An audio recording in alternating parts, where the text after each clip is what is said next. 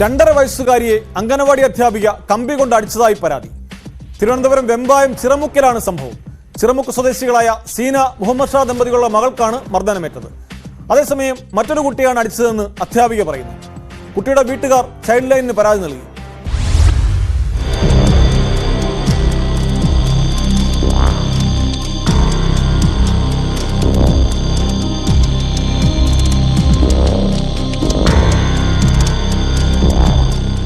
നഴ്സറിയിൽ നിന്ന് വീട്ടിലെത്തിയ കുട്ടിയെ കുളിപ്പിക്കുമ്പോഴാണ് കയ്യിൽ മർദ്ദനമേറ്റ പാട് കണ്ടത്.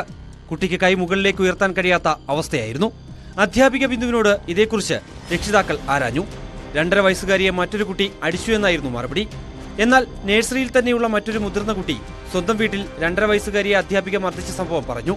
ഈ വീട്ടുകാരാണ് കുട്ടിയുടെ രക്ഷിതാക്കളെ മർദ്ദന വിവരം അറിയിച്ചത്.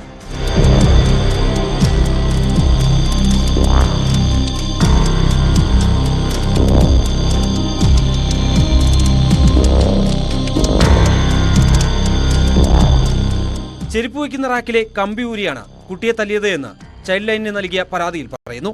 ബിന്ദുവിനെതിരെ പോലീസിലും വീട്ടുകാർ പരാതി നൽകും.